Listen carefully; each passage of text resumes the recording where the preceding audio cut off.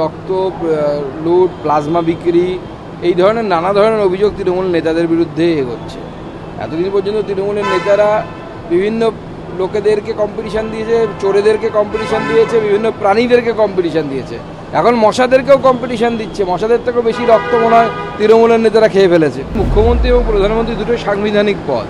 এই সাংবিধানিক পদে থাকা ব্যক্তিদের সাথে অন্য রাজ্যের মুখ্যমন্ত্রীরাও এসে দেখা করেন, যারা বিশেষ করে প্রধানমন্ত্রীর সাথে যারা অন্য রাজনৈতিক দলে, মুখ্যমন্ত্রীর সাথে স্বাভাবিকভাবে অন্য দলের বিধায়করাও দেখা করবেন, এটাই স্বাভাবিক। আমাদের রাজ্যে এই নিদর্শন নেই, সেজন্য আমাদের মনে হচ্ছে আর নতুন কিছু হয়ে গেল, মাথায় বাজ ভেঙে পড়লো।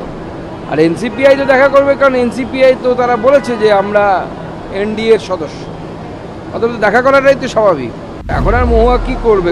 আমরা যখন খারিজ করে দিয়েছে, উনি বাড়ি এসে ডিম নিয়ে অমলেট করে খেয়ে নিন, আর তো কিছু করার নেই। এরকম অভিষেকের সাথে এই সুমিত রায় যে সমস্ত অপকর্ম করেছে, সেই সমস্ত অপকর্মের তো আস্তে আস্তে নিদর্শন বাইরে আসছে। এত মামলা হয়েছে, তো স্বাভাবিকভাবে সে তো জেলে যাবেই।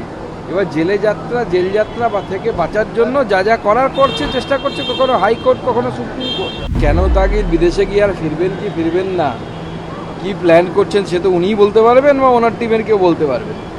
তবে যেভাবে এদিকে যাচ্ছেন ওদিকে যাচ্ছেন, পিংপং বলের মতো লাফালাফি করছেন, এরপরে এসকেপ ভেলোসিটি নিয়ে পৃথিবী ছেড়ে না চলে যায়, সেটাই আমাদের চিন্তা।